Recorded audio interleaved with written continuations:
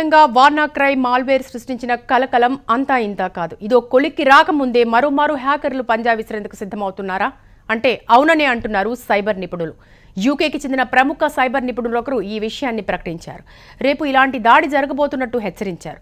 ప్రస్తుతం ప్రపంచాన్ని వణికిస్తున్న రామ్సమ్వేర్ దుష్పరిమాణాన్ని తగ్గించే మార్గం కనిపించిన ఆయన మరో దాడి ఉంటుందని హెచ్చరిస్తున్నారు. సిస్టమ్స్ ను ప్యాచ్ చేసుకోవడం ద్వారా ఇప్పుడొచ్చిన వార్నాక్రై ప్రభావాన్ని తగ్గించామని, కానీ రాబోయే వైరస్ ను ఎదుర్కోవడం కష్టమన్న భావనను వ్యక్తం చేస్తున్నారు నిపుణులు.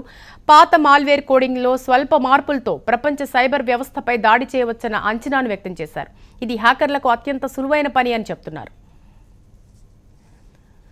100 దేశాలను వణికించిన వార్నాక్రై మాల్వేర్ నుంచి యూకే ఇప్పుడిప్పుడే కోలుకుంటోంది. యూకేలో మొత్తం 48 సంస్థలు మాల్వేర్ బారిన పడ్డాయి. వీటిల్లో 6 సంస్థల్లో పరిస్థితి సాధారణ స్థాయికి వచ్చిందని యూకే హోం సెక్రటరీ తెలిపారు. భవిష్యత్తులో కూడా మరోసారి దాడుల బారిన పడకుండా చర్యలు తీసుకుంటున్నామని ఆమె తెలిపారు. ఇదిలా ఉంటే తాజా మాల్వేర్తో ప్రపంచ దేశాలన్నీ తీవ్ర ఇబ్బందికి గురిచేసిన వార్నాక్రై మాల్వేర్కు ఇప్పటి వరకు $22,000 వరకు ఆదాయాన్ని పొందినట్లుగా అంచనా వేస్తున్నారు. ఇప్పటికే హ్యాకర్లు బాధితుల నుంచి $300 వరకు డిమాండ్ చేస్తున్నారు. ఈ మొత్తాన్ని బిట్ కాయిన్ ద్వారా చెల్లించాలని వారు సూచిస్తున్నారు.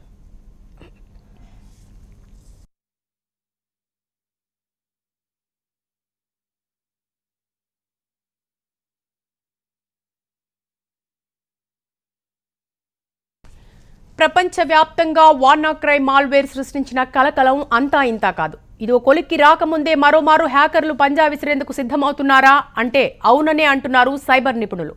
యూకేకి చెందిన ప్రముఖ సైబర్ నిపుణుడు ఒకరు ఈ విషయాన్ని ప్రకటించారు. రేపు ఇలాంటి దాడి జరగబోతున్నట్లు హెచ్చరించారు. ప్రస్తుతం ప్రపంచాన్ని వణికిస్తున్న రామ్సమ్వేర్ దుష్పరిమాణాన్ని తగ్గించే మార్గం సూచించిన ఆయన మరో దాడి ఉంటుందని హెచ్చరిస్తున్నారు.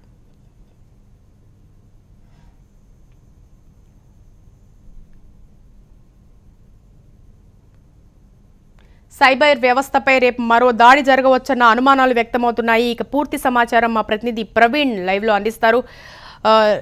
ప్రవీణ్, రేపు జరగబోయే అంటే అత్యంత ప్రమాదకరమైన వైరస్ ముప్పు గురించి సైబర్ నిపుణులు ఏం చెప్తున్నారు? ముందుగా ఈ డేంజర్ నుంచి బయటపడే అవకాశం ఏదైనా సూచిస్తున్నారా? శిరీష, నిన్న మాత్రం 100 దేశాలకు కూడా ఈ వైరస్ కూడా అటాక్ అయినటువంటి పరిస్థితి. ఒక యూకేలోనే 48 కంపెనీలు కంప్యూటర్లన్నీ కూడా హ్యాక్ చేశారు. అయితే మరొకసారి సోమవారం రోజు మరొకసారి ప్రమాదకరమైనటువంటి వైరస్ అటాక్ అయ్యే అవకాశం ఉందంటూ కూడా ఇప్పటికే నిపుణులు కూడా హెచ్చరిస్తున్నటువంటి పరిస్థితి మనకు స్పష్టంగా కనపడుతుంది. అయితే 100 దేశాల్లో ఈ వైరస్ కూడా వ్యాపించే అవకాశాలు కూడా కనపడుతున్నాయి. ప్రధానంగా ఏదైతే హాస్పిటల్స్ను టార్గెట్గా చేసుకొని ఈ వైరస్ కూడా అటాక్ అయ్యే అవకాశాలు కనపడుతున్నాయి. కాబట్టి కార్పొరేట్ హాస్పిటల్కి సంబంధించినటువంటి ఏదైతే డాటా ఉందో ఆ డాటాను నిక్షిప్తం చేసుకోవాలనేది కూడా ప్రధానంగా నిపుణులు కూడా హెచ్చరిస్తున్నటువంటి పరిస్థితి కనపడుతుంది. మరోవైపు భారతదేశంలో కూడా చాలా పోలీస్ వ్యవస్థపై ఉన్నటువంటి కొన్ని కంప్యూటర్లు కూడా హ్యాక్ చేసే అవకాశాలు ఉన్నాయంటూ కూడా ఇప్పటికే నిపుణులు హెచ్చరిస్తున్నారు. ఈ నేపథ్యంలోనే సైబర్ క్రైమ్ నిపుణులతో పాటు పోలీసులు కూడా పూర్తిగా వీటన్నిటిపైన కూడా దృష్టి పెట్టడం జరిగింది. ఒకవేళ ఈ వైరస్ అటాక్ అయిన వెంటనే ఆ డాటాను మరీ తిరిగి తీసుకోవాలంటే ఎలాంటి ప్రోగ్రామింగ్ తయారు చేయాలనే విషయం పైన ప్రస్తుతం సైబర్ క్రైమ్ నిపుణులతో పాటు సైబర్ క్రైమ్ పోలీసులు కూడా పూర్తి స్థాయిలో కూడా వాటన్నిటిని కూడా పరిశీలిస్తున్నటువంటి పరిస్థితి కనపడుతుంది. అయితే నిన్న మాత్రం ఇండియాలో దాదాపు 400 సిస్టమ్స్ మొత్తం హ్యాక్ అయినటువంటి పరిస్థితి. ఒక ఏపీలో మాత్రము 18 సిస్టమ్స్ హ్యాక్ అయినాయి. ఆ డాటా మొత్తం కూడా హ్యాకర్ల చేతిలోకి వెళ్ళింది. ఆ డాటాను తిరిగి మరీ తెచ్చుకోవాలంటే కనీసం ఒక్కో సిస్టమ్ నుంచి $300 చెల్లించాలి. అది కూడా బిట్ కాయిన్ రూపంలో చెల్లించాలంటూ కూడా వాళ్ళు షరతు విధించడం జరిగింది. ఇప్పటికే కొన్ని కంపెనీలు తర్వాత కొన్ని కార్పొరేట్ ఆసుపత్రులకు సంబంధించినటువంటి డాటాను వారు తిరిగి తెచ్చుకునేందుకు ఒక్కొక్క కంప్యూటర్ నుంచి కూడా $300 చెల్లించారు. అయితే ఇప్పటికే దాదాపు $22,000 కూడా వాళ్ళు సంపాదించినట్లు ఇప్పటికే ప్రాథమికంగా ఒక నిర్ధారణకు రావడం జరిగింది.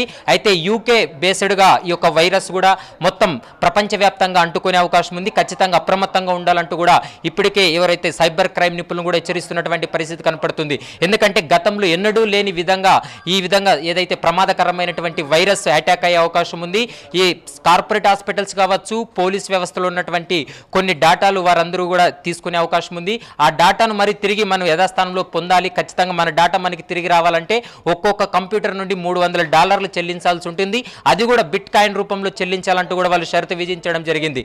అయితే ఈ నేపథ్యంలోనే పూర్తి స్థాయిలో అన్ని ప్రపంచ దేశాలన్నీ కూడా ఇప్పటికే నిన్న సమావేశం అవడం జరిగింది. ఇది ఎక్కడి నుండి ఈ virus. Right, thank you Praveen.